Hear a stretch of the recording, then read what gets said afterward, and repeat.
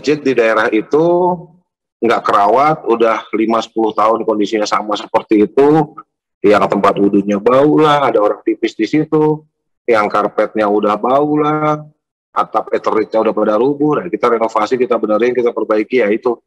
Jangan kita cuman memperkuat imun doang, tapi iman enggak. Karena iman itu harus lebih kuat daripada imun. Karena kita harus paham dulu, tahu ini kamu ini sakit nggak sakit Allah yang tentukan. Pengeluarannya juga sampai puluhan miliar. Itu duit dari mana? Ya, saya selalu bilang duitnya dari Allah lah. Ya kan? Mau dari mana lagi gitu loh. Maksudnya ya selain dari Allah dari mana sih? Kan semua kita dari Allah. Jangankan duitnya, nafas kita aja dikasih sama Allah, segala duit doang gitu kan. Ya kadang-kadang orang juga kepo pengen tahu ini, oh iya kita tahu kok itu dari Allah, tapi lewat mana? Ya Allah menitipkan dengan jalannya. Allah menitipkan dengan jalannya. Kadang-kadang memang saya bukan ngejual aset ya, saya selalu bilang ini bukan ngejual aset, tapi ini adalah mengembalikan apa yang Allah titipkan ke saya. Sebelum mulai, yuk dukung dakwah Vertizon TV dengan like, subscribe, dan nyalakan notifikasi. Jazakumullahu khairan katsira.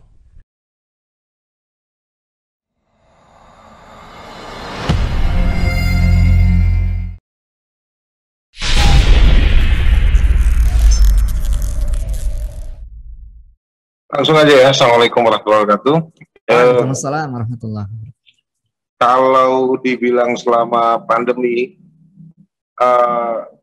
saya hanya menambahkan kegiatan ekstra aja sih sebenarnya.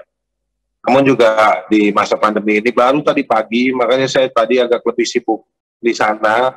Pak Zul, mohon maaf, saya nggak jawab-jawab WhatsApp-nya karena kita lagi koordinasi, karena salah satu pembina Mu'alaf Center, yayasan ya, meninggal tadi pagi. Beliau kena COVID tapi ada komorbid jantung sama stroke. Jadi kita lagi koordinasiin tentang pemakaman beliau juga tadi. Mungkin habis ini nih, habis kita ada meeting juga kebetulan ya, waktu yang sama jam 9. Cuman saya nanti masuk di sesi 2-nya di sana, di sini sesi 1-nya. Nanti saya akan update anak-anak di tim MCI Peduli juga. Kalau untuk kegiatan, alhamdulillah masih lancar, dan kemarin benar-benar Allah kasih berkahnya ya. Jadi selama pandemi teman-teman dari Timur Tengah sana banyak yang dulunya ngambil kopi ke Cina, mereka stop ngambil kopi ke Cina karena mereka takut.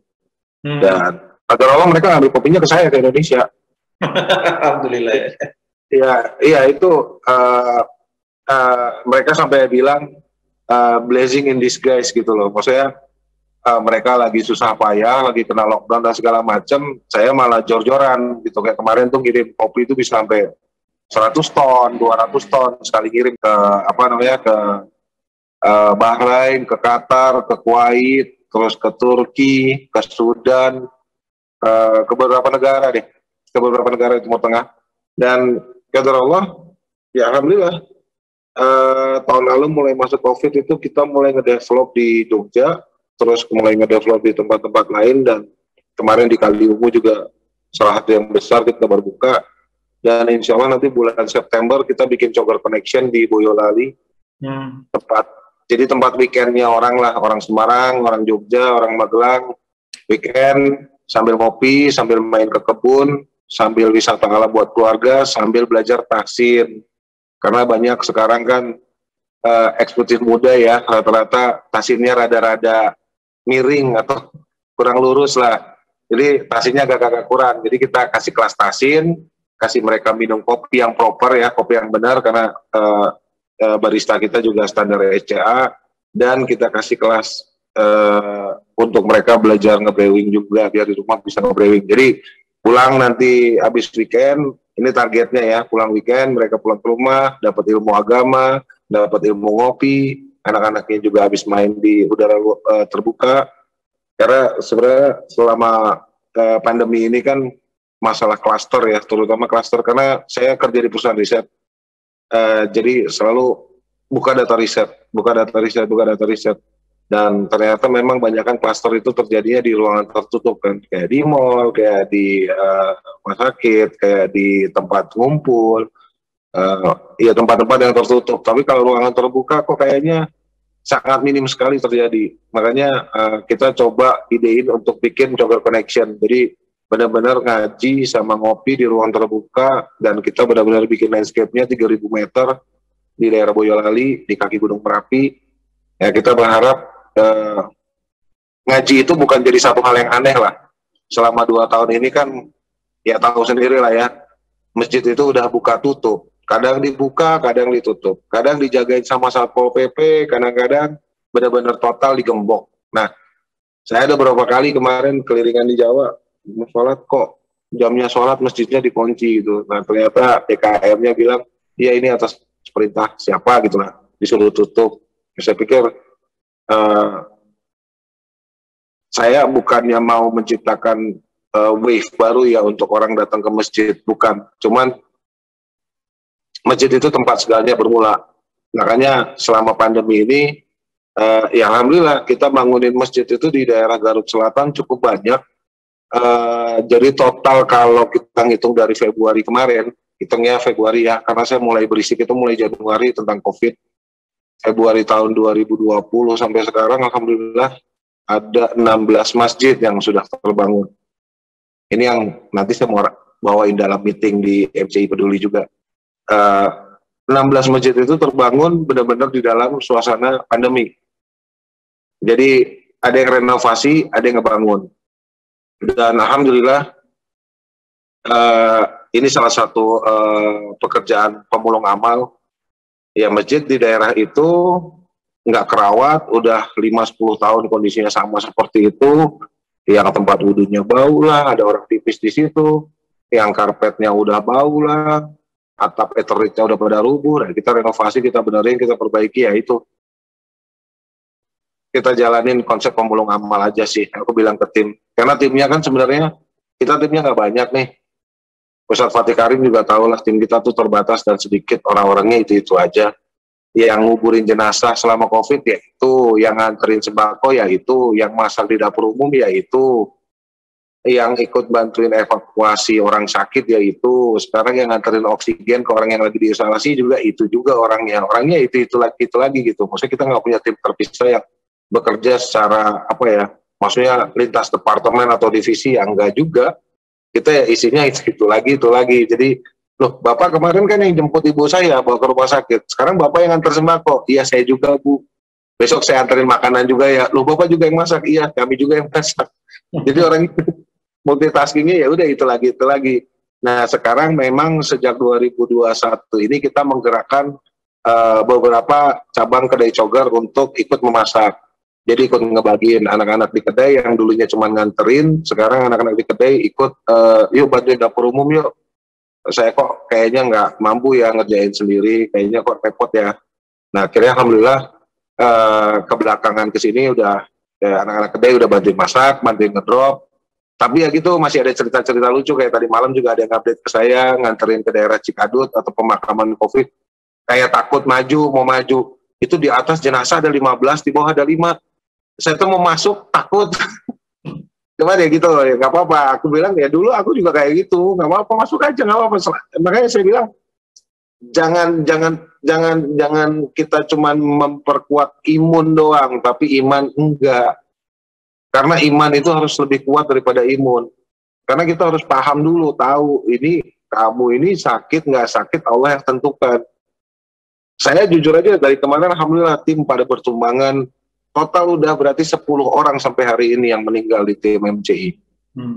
Tapi ya timnya cuma 150, which is kalau diambil 10 kan udah hampir 10%. Cuman aku bilang juga nggak apa-apa gitu loh, nggak apa-apa. Dan mereka sudah lebih beruntung dari kita. Mereka Allah sudah ambil duluan.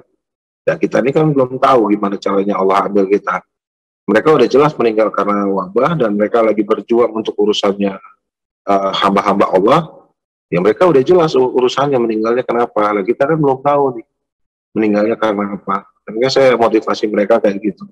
Jadi matinya karena COVID, kalau kalian mati karena wabah, ya insya Allah itu berkah buat kalian. berkah buat keluarga ya. Kalian berarti memang Allah sudah pilihkan orang syahid dengan caranya, syahid di waktu yang tepat. Ya itu sih, kalau apa kegiatan saya selama pandemi ini, ya jalannya seperti itu. Ya kalau orang bilang kenapa kedai nambah terus, ya Allah yang jatuhin rezeki, bukan saya yang mempersiapkan. Tugas kita itu cuma ikhtiar, sebatas ikhtiar. Allah yang tentukan bagaimana hasilnya. Alhamdulillah sampai sejauh ini Allah sudah, ya alhamdulillah, luar biasa, luar biasa.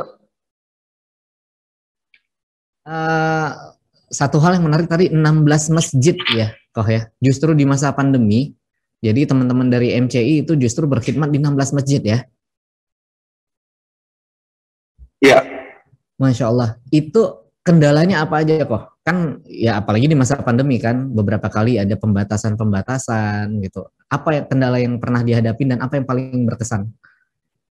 Kalau saya alhamdulillah selama pandemi pemerintah dan kepolisian ya terutama dari Satgas Covid juga udah tahu kalau mobil MCI Peduli itu bawaannya kalau nggak bantuan makanan jadi ya.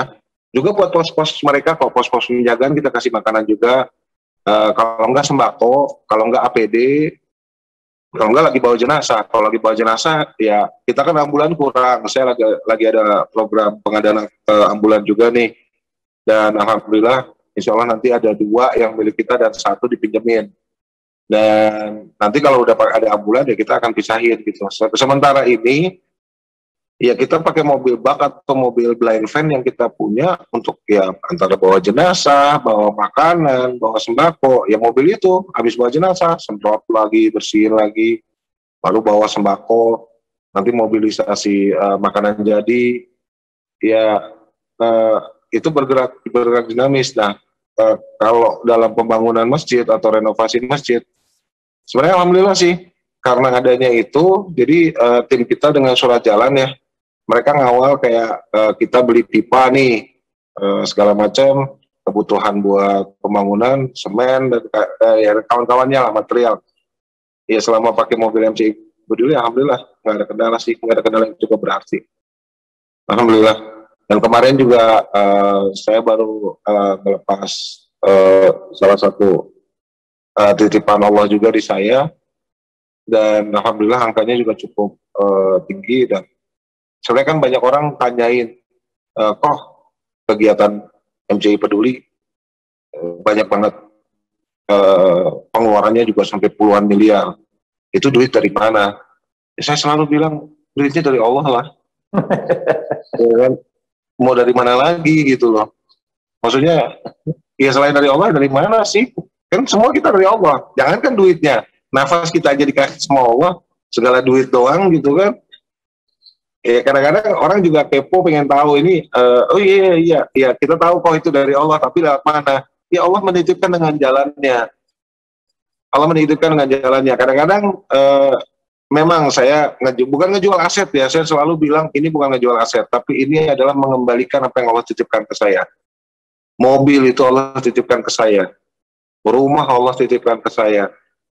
Seperti gimana ya? Mudahnya gini deh, misalnya Babe Jamil punya jam tangan, titipin ke saya, kok nih titip kok, atau Beh pinjam jam Beh, aku pinjam jamnya nih, ya kan, selama seminggu nanti aku pakai. Kan ada opsi ya, kan aku ngomongnya Beh pinjamnya seminggu ya, ada opsi di saya, apakah nanti nunggu Babe nagih, atau aku balikin dengan apa ya, maksudnya inisiatif sendiri. Iya kan? Kalau mau nunggu sampai ditagih, ya bisa juga. Kok jam gue mana? Oh iya ya, Beh. Sorry ya. Ini balikin. Iya. Ya kan? Atau kita, Beh, maaf, Beh. Ini, iya nggak apa-apa kan seminggu jatuhnya ntar malam. Iya nggak apa-apa, Beh. Gue balikin dulu deh. Nah, juga pada saat ngembaliin jam itu ke Babe, kan juga akan terjadi 2 pilihan gitu, atau 2 kejadian. Entah jamnya kembali dalam keadaan rusak, kacanya pecah, jarum jamnya lepas 1, apalagi tuh putarannya hilang, aduh udah gitu dekil, ada apa ya, ada daki kayak ada apa gitu kan, atau jamnya kembali kepada Babe dalam keadaan kinclong, bersih, bahkan baru ganti baterai, baru disemir. Wah, ini aku balikin jam ini udah kayak baru keluar dari toko nih. Nah, itu opsi terbaik, yaitu kita sadar, kita balikin barangnya dan dalam kondisi terbaik. Atau kondisi terburuk, udahnya diambil paksa atau ditagih, mana jam gue? Balikin sini, minjem jam seminggu, lewat sehari nih.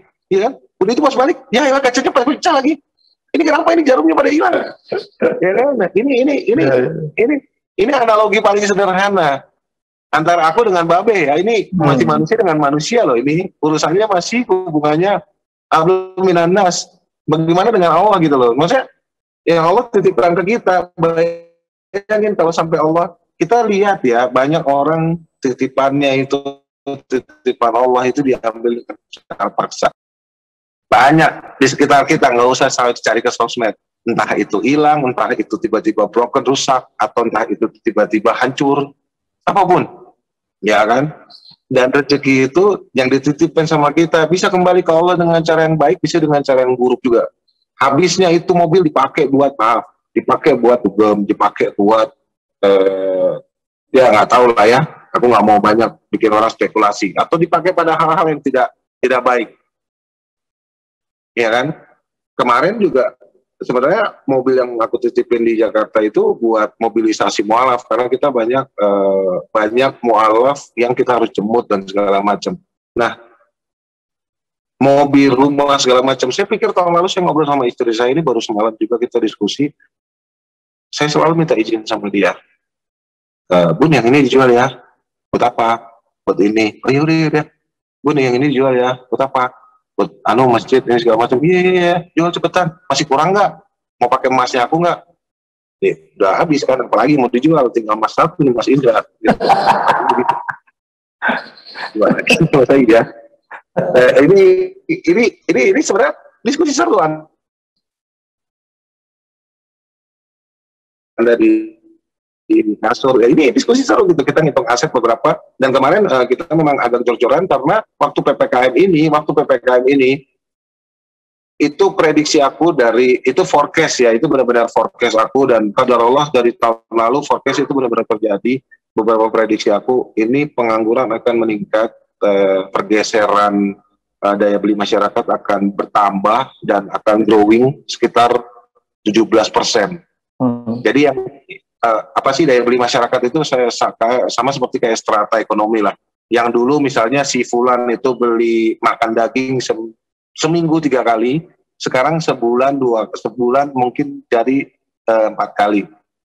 Yang biasa makan daging 4 kali, jadi makan sebulan sekali.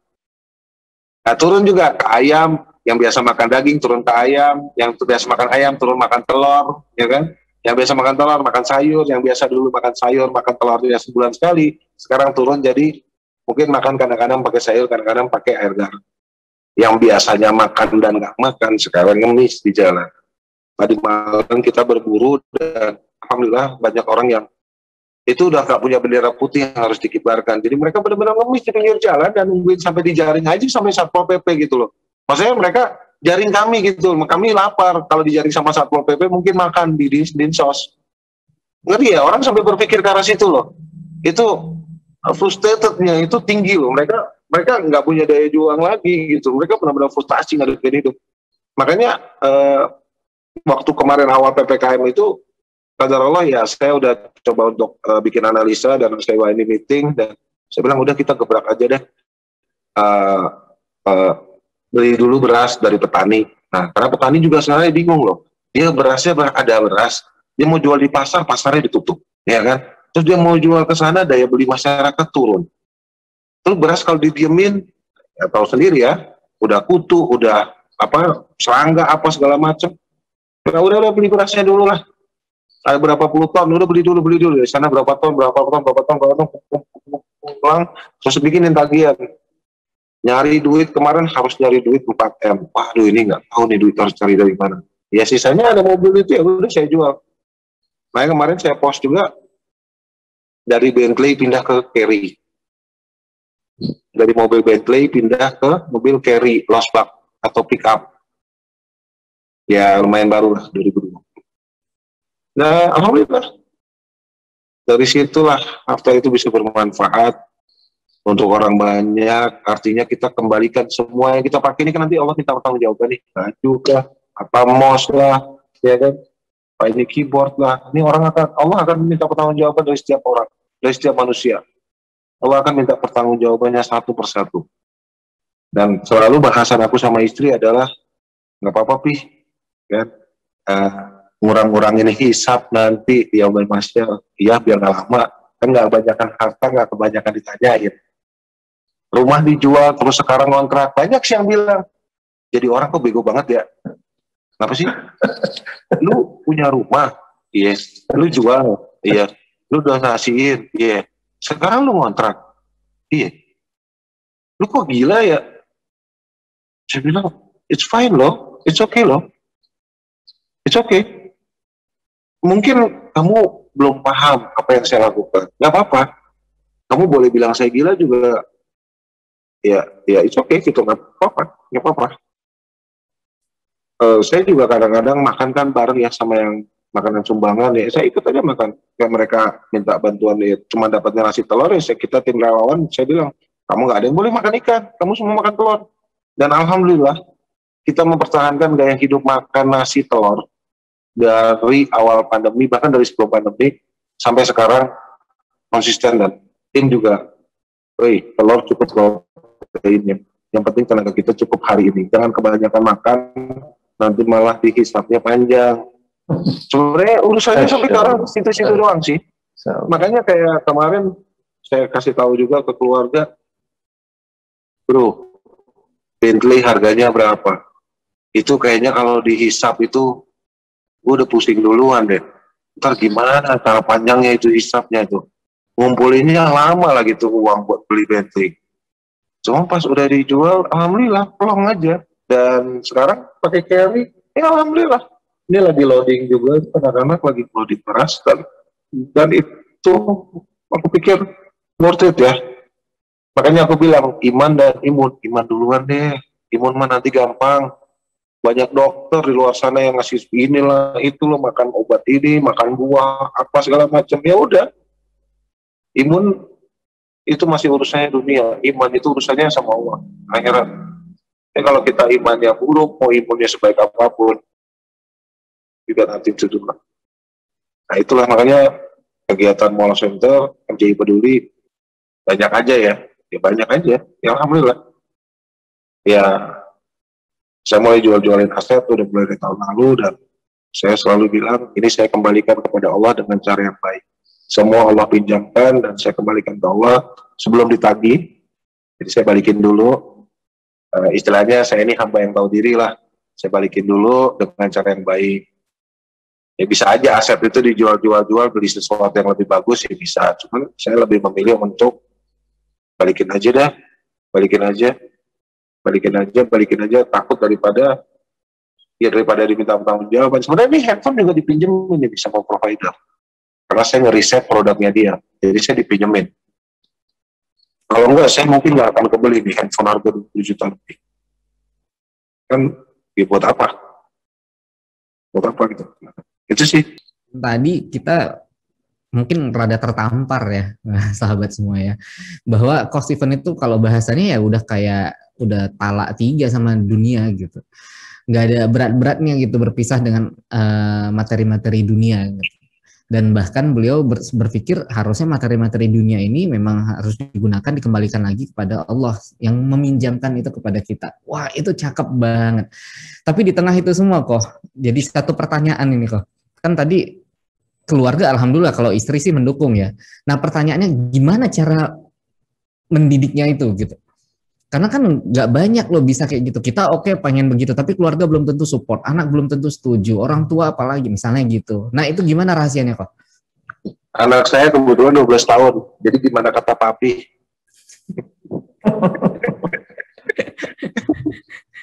Dan alhamdulillah di keluarga saya udah nggak ada kayak celebrating something yang tidak masuk akal atau tidak berguna, seperti ulang tahun dari anakku yang paling gede. Sebenarnya kemarin itu tanggal 30 Juli anakku ulang tahun. Itu usianya baru masuk ke usia 4 tahun.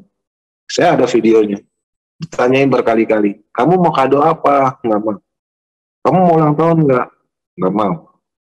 Sampai kemarin akhirnya saya pulang dari lapangan, saya tanyain, Anissa mau apa? Besok kan kamu punya hari lahir. Ica mau beras. Hah? Mau beras mau ngapain? Kasih anak-anak yang kemarin. Kemarin terus jadi dia pernah tahu ada panti yatim, udah dia mau bawa ke sana, udah. Ini aku lagi beri beras, makanya. Dan sebenarnya sih itu pembiasaan ya. Kalau bagaimana ngedidik sih itu pembiasaan benar-benar Mas. Nggak bisa kayak kita bisa. Saya tahu juga lah Allah tuh memberikan kita pasangan itu sekufu dengan kita. Sekufu itu artinya sejajaran, sepantaran. Jadi pada saat kita seperti ini, ya sebenarnya Allah sudah mempersiapkan pasangan kita seperti apa. Bukan saya hebat bisa mendidik pasangan saya, enggak. Tapi karena rahmat dan berkatnya dari Allah, saya dikasih pasangan yang alhamdulillah sekufunya seperti ini. Bukan karena saya hebat mendidik keluarga saya, enggak. Dan Allah menghadirkan anak-anak dalam kehidupan saya ada 4 anak, 3 perempuan, 1 laki-laki, yang paling bontot itu masih 3 bulan, ya belum bisa ngapa-ngapain. Dan Allah memang titipkan hal itu juga, ya Allah yang sudah persiapkan, bukan saya yang mau mendidik mereka dengan cara yang baik. Saya nyontohin doang kok. Saya nyontohin doang. Karena tugasnya manusia cuman ikhtiar, bukan sukses. Tugasnya manusia cuman menyampaikan, bukan sampai atau tidaknya pesan itu ke orang tersebut. Itu Mas. Tapi kalau dihujat sama keluarga gede mah parah. Apalagi keluarga gede saya masih belum muslim kan. Artinya mereka, lu daripada uang segitu mendingan ajak papi lu jalan-jalan ke Hong Kong. Bilang, hah? Hong Kong ditutup, demo kemarin. Sembarangan ngapain ke Hong Kong? Nggak ajak bapak lu jalan-jalan ke luar negeri. Nggak, oke. Papi itu minta untuk jalan-jalan ke Israel, saya bisa biayain. Mami minta jalan-jalan ke Israel, saya bisa biayain. Orang tua saya pengen jalan-jalan ke Eropa, saya bisa berangkatin mereka. Walaupun dulu mereka sempat usir saya waktu saya masuk Islam dan benar-benar dimiskinkan. Saya dicoret dari hak waris dan segala macam. Dan hari ini Allah bisa buktikan, Allah bisa angkat saya untuk buktikan bahwa saya habis masuk Islam, saya nggak jadi kere tuh. Saya bisa berangkatin kalian. Oh, kalian mau jalan-jalan keliling Jakarta? Saya ada Mercy dan supir yang taruh di rumah kalian, yang kalian bisa pakai anytime.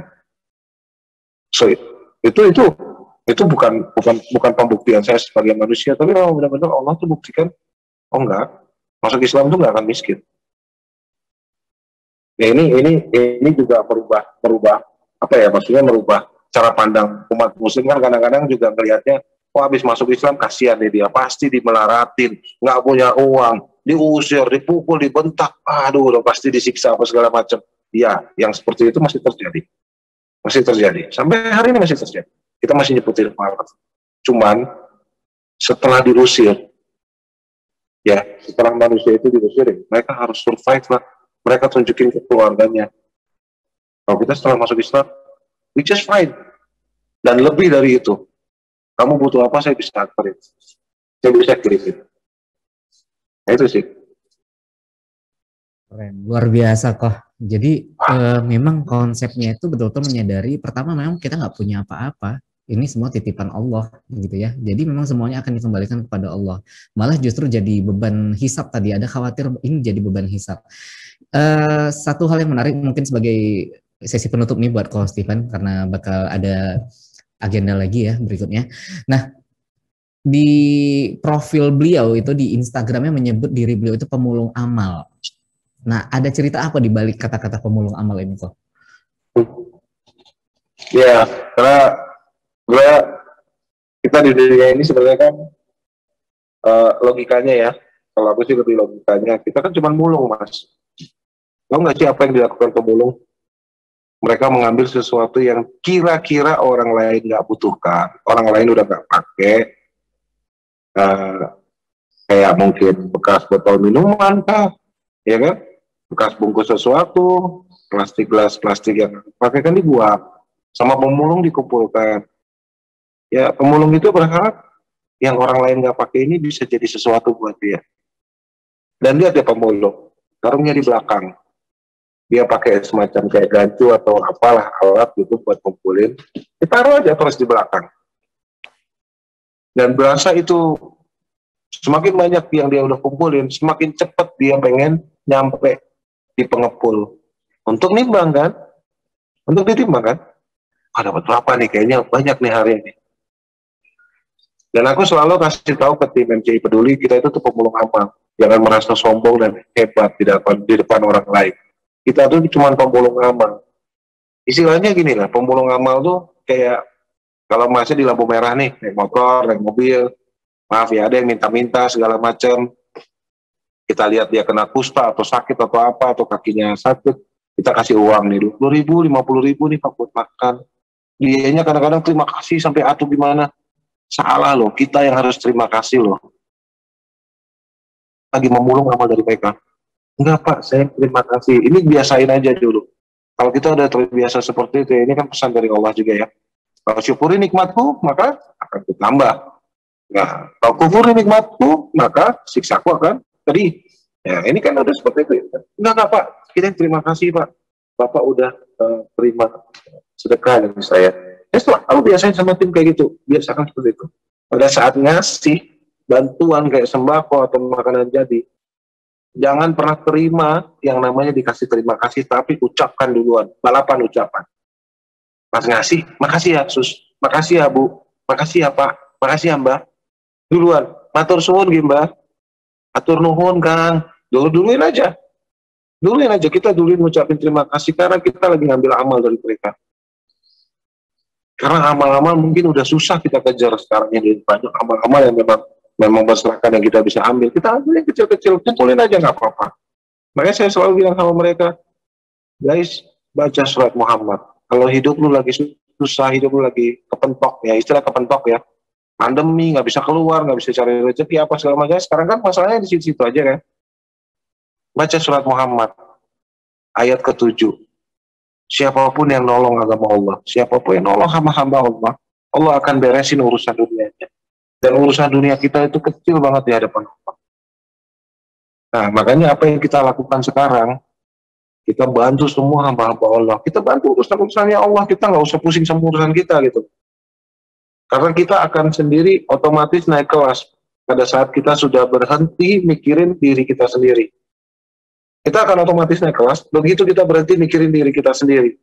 Pusingnya, galaunya kita itu kita mikirin orang lain, tetangga, ini gimana ya, ini yang daerah sini kemarin udah bagi beras, masuknya udah sesi, sekarang udah harus masuk kedua, karena udah 5 kilo tuh habis seminggu, segala macam. Jadi kita tuh udah punya kayak patokan juga. Dia benar-benar meeting tuh tiap hari tuh udah nggak mikirin, gimana keluarga di rumah, makan nggak, sampai mereka tuh kadang-kadang harus saya ingetin, hey guys, jangan terlalu forsir. Jangan terlalu forsir.